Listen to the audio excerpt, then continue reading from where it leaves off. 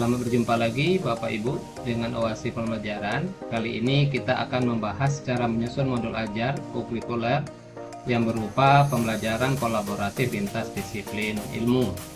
Seperti yang kita ketahui, bentuk co-curricular untuk pembelajarannya ini di dalam kelas dan sebagainya ada 3 bentuk yang diarahkan oleh kementerian. Pertama itu kegiatan kurikuler melalui pembelajaran kolaboratif lintas disiplin ilmu, kemudian juga kebiasaan gerakan 7 kebiasaan analisis hebat ataupun cara lain seperti yang kita buat gambar ini. Jadi kali ini kita akan membahas co-curricular yang berupa atau bentuknya adalah pembelajaran kolaboratif lintas disiplin ilmu.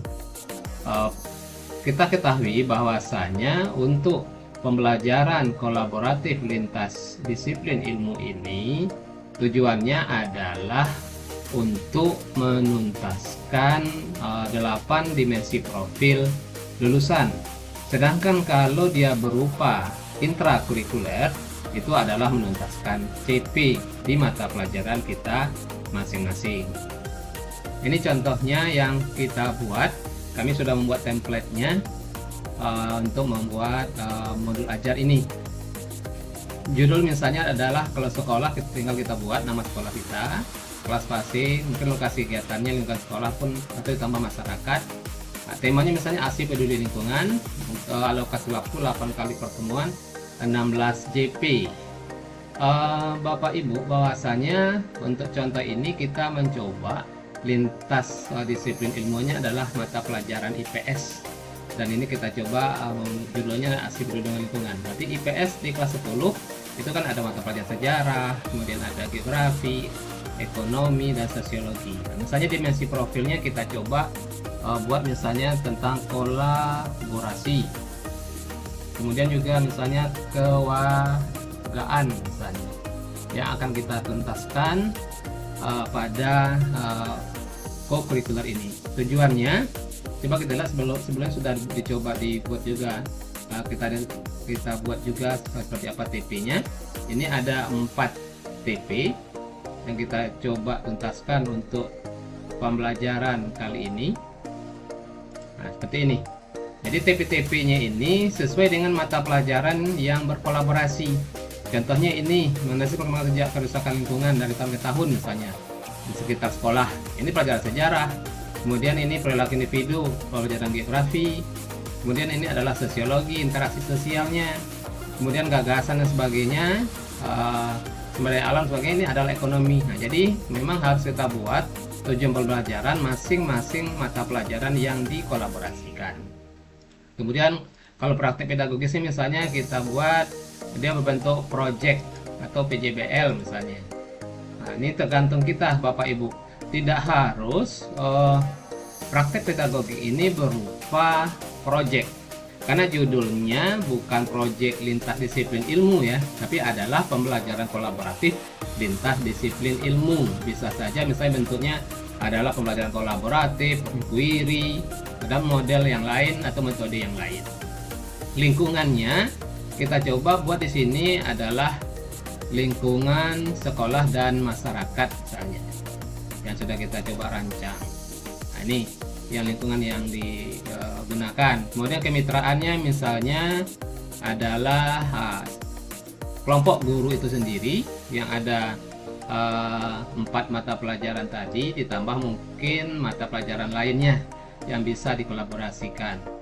Pemanfaatan digitalnya, kebetulan kita di sekolah punya portofolio digital yang akan dibuat oleh anak-anak dan dimasukkan semua hasil pembelajarannya. Kemudian bisa juga Canva, kuis, dan sebagainya. Nah, kegiatan pembelajaran yang akan kita isi di sini adalah langkah-langkah dari setiap mata pelajaran yang berinteraksi tadi di dalam pembelajaran ini. Dan ini karena misalnya ini bisa saja berkolaborasi semua guru, bisa juga sifatnya bergantian guru yang masuk ke dalam kelas tersebut sesuai dengan kondisi sekolah masing-masing. Nah, ini contohnya ada 10 kegiatan pelajaran ya, guru menyampaikan tema dan sebagainya. Ini bisa saja guru yang yang bisa masuk di kelas tersebut secara bergantian misalnya. Terus misalnya lagi bagi kelompok, eksplorasi menampilkan kondisi sekitar lingkungan dari tahun ke tahun. Ini tadi adalah guru sejarah. Terus mau eksplorasi lagi, kemudian ekonomi hijau, berarti ini guru ekonomi. Nah, kemudian begitulah Bapak Ibu selanjutnya. Jadi dibagi tugasnya bergantian kayak sistem blok. Misalnya ini kelompok mata pelajaran IPS pertama, habis itu nanti ada lagi kelompok IPA dan sebagainya. Kalau bisa memang dirancang untuk 1 tahun ataupun paling tidak dalam 1 semester. Nah, ini contoh kegiatan-kegiatannya sampai nanti anak itu melakukan kampanye ya, membuat poster dan sebagainya di sosial media. Jadi memang kegiatan pembelajaran ini tujuannya adalah menuntaskan profil lulusan. Ada 8 dimensi profil lulusan. Bisa juga hal-hal ini kalaupun sejalan dengan kegiatan intrakurikuler di mata pelajaran masing-masing, bisa juga dimasukkan ke asesmen intrakurikuler atau mata pelajaran masing-masing. Nah, terus kita coba asesmennya. Asesmennya kita coba di sini ada 2 hal ya, atau 3 hal paling tidak Bapak Ibu. Ada berupa catatan anekdot. Ini tujuannya untuk memantau proses ketika proses kurikulernya. Bisa juga berupa checklist, kemudian rubrik penilaian produk dan sebagainya.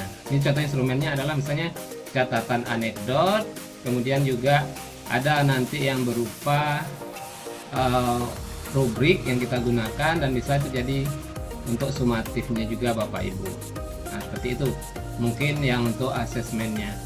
Nah, bisa juga seperti itu Bapak Ibu yang kita lakukan, atau seperti catatan anekdot ya dan sebagainya. Itu mungkin yang bisa kita buat contoh-contoh kegiatan ataupun dari asesmen yang dilakukan. Ini contohnya asesmen catatan anekdot ini adalah nama peserta didiknya, kemudian kita melihat kolaborasi seperti apa, keorganisasian seperti apa dan sebagainya. Kalaupun untuk rubrik, nah ini ada panduan rubriknya, bisa nanti berkampanye dan sebagainya.